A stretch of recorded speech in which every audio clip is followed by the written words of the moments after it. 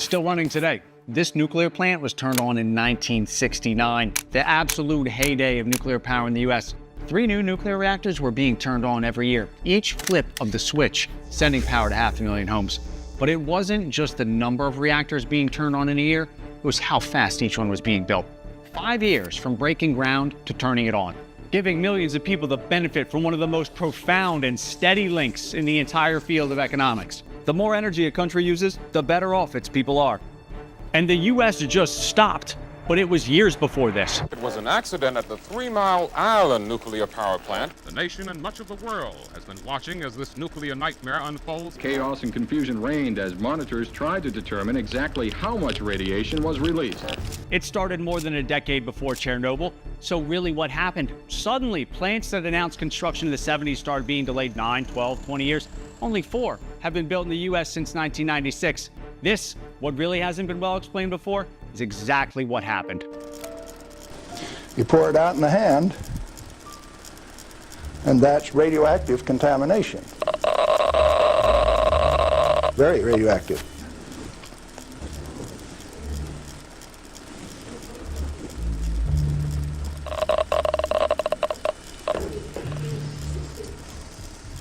That material that I just ate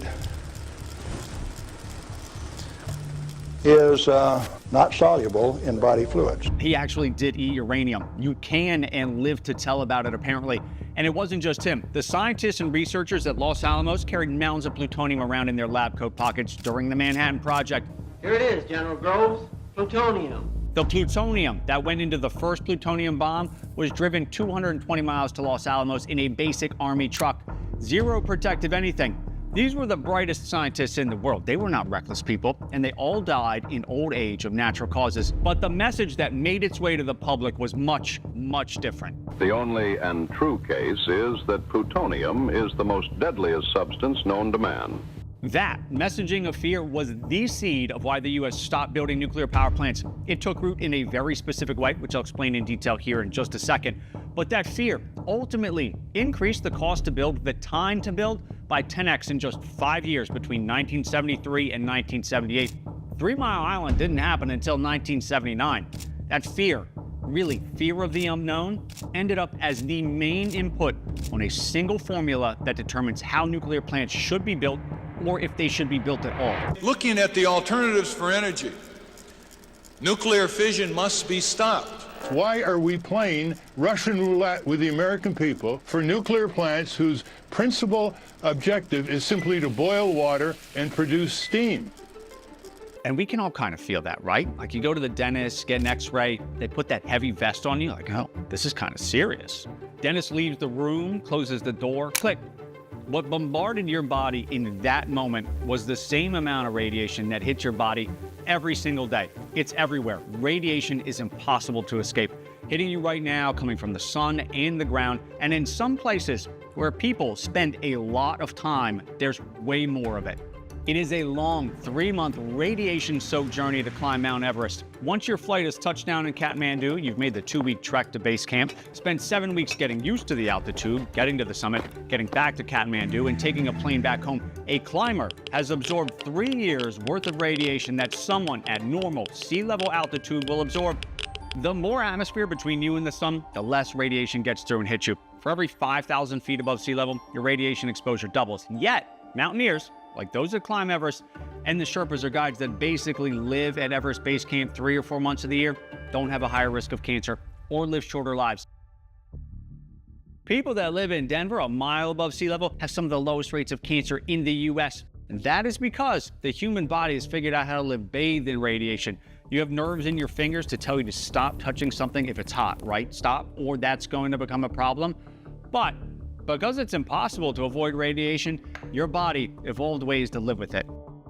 Over the course of 10 days, you pick up about 0.2 units of background radiation. At Everest Base Camp, it's 2.5. The 80,000 residents closest to Fukushima after the meltdown, 10 to 50. The workers at Fukushima, 250. What has not been widely reported, because it is kind of a boring headline, there has been no rise in cancer, death, sickness, nothing from Fukushima. 0. Study after study has shown no effects from the radiation leak. That there have been no adverse health effects documented. Still today, only 50 shore deaths have been recorded from Chernobyl. 2/3 of those came from the firefighters or the operators on site that were often exposed directly to within feet of the reactor core. There has been a significant increase in thyroid cancer from Chernobyl, which sounds scary, but it is a cancer that's easily handled and usually carries no symptoms. The thyroid cancers from Chernobyl have not led to a significant loss of life years. These circles represent all the deaths from different energy sources between 1969 and 2000. Coal, oil, hydro, dams do break occasionally, natural gas, nuclear. Way too big. Nuclear. Wind? Solar. And what really slowed things here in the U.S., 3 Mile Island, exactly 0 fatalities, no health impact at all. It was benign. It wasn't the actual disasters.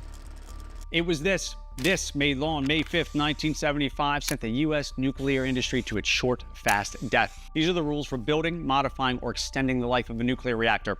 In 1970, there were 400 industry-accepted standards and 4 rules for building a nuclear plant. By 1978, there were 1,800 standards and 300 new rules that had to be satisfied if you wanted to flip the switch on. This is the critical phrase in that document, as low as is reasonably achievable, also known as a LAR, which says that every bit of radiation, no matter how small, adds a proportionate bump in your lifetime chance of cancer, and those bumps add up over your whole life. In other words, there's no amount of radiation that's ever considered risk-free, and each exposure stacks on top of the last. So if climbing Everest once gave you a 1% chance of getting cancer, then going up a second time now puts you at 2%, a third time puts you at 3%. This is called the linear no-threshold model, and because of that, a nuclear plant must get radiation output to a level that is as low as is reasonably achievable. If you can lower radiation exposure that might occur to the public, workers, anyone, by any amount, then you must do it. What's interesting about that is the Nuclear Regulatory Commission admitted in 2021 that they're not sure the linear no-threshold model makes sense. It's simply better to be safe than sorry. So if you enshrine that as the guiding principle in the rulebook for building nuclear power plants, anyone was able to challenge the design or plans of a project. This could be a little better, and this is a real example. What happens if a 2-foot section of that pipe disappeared? Engineers were like, what? Sections of pipe don't just disappear.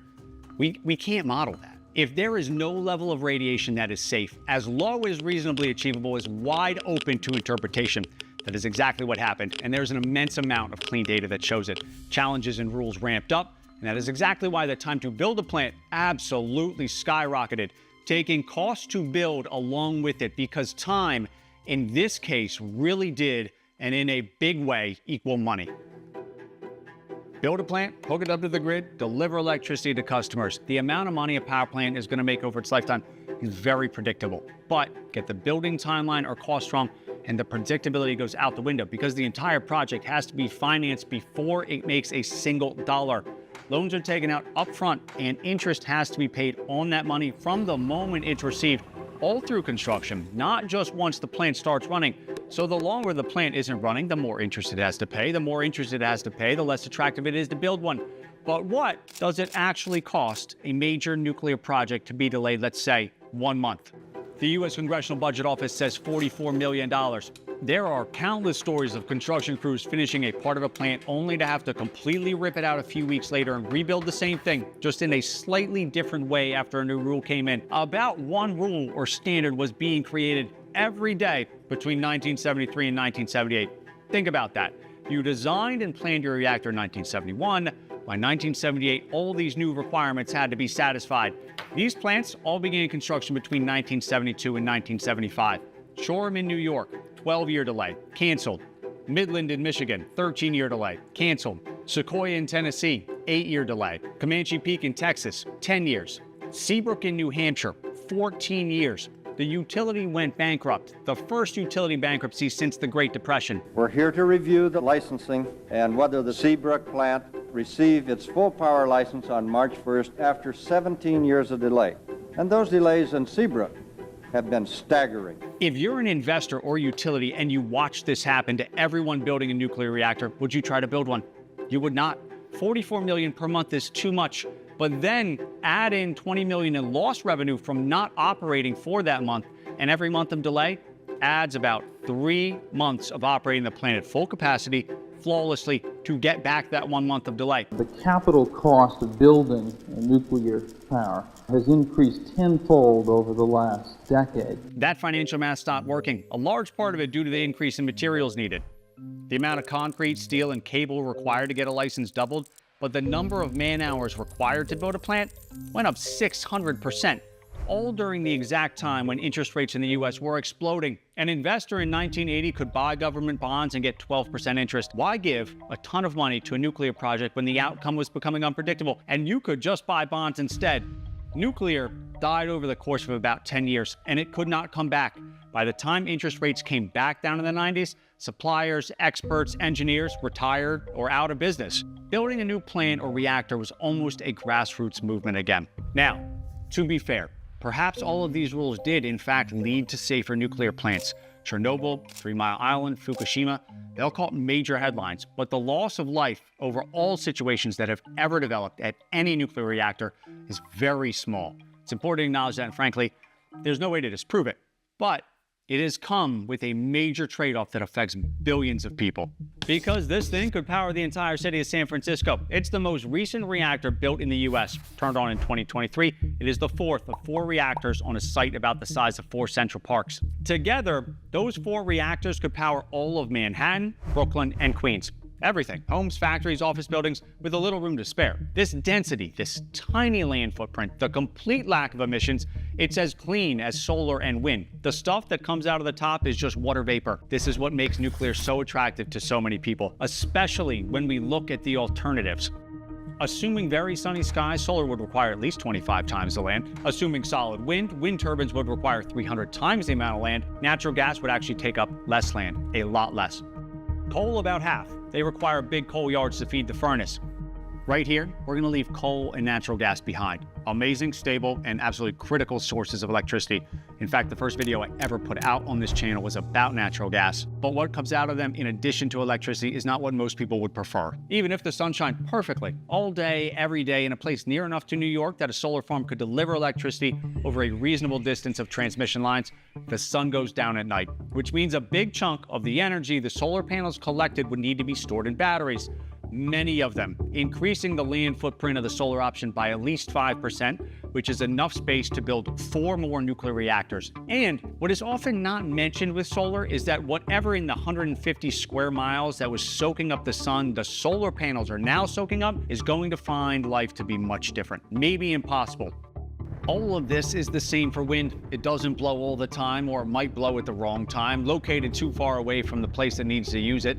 But the footprint of each windmill is pretty small, so the actual land that's underneath can, in theory, be used for other things like grazing cattle. This is the kind of thing they do in Texas, which has by far the most windmills of any U.S. state. Texas, the oil state. Believe that. But with wildlife, what is rarely talked about with windmills, 2 groups of animals love to fly in the air column dominated by the blades of a windmill, about 100 to 250 feet in the air where wind is most consistent. Wind is a transportation system for bugs and birds, and wind farms are strategically placed right in the middle of the highway. Blades become caked with bugs. Whole companies have sprouted up just to provide the service of blade cleaning to wind farms because the amount of bugs they cake up can lower the efficiency of a windmill by 20 to 25%. Bugs are a critical part of the food chain. Everything else relies on them. And the birds?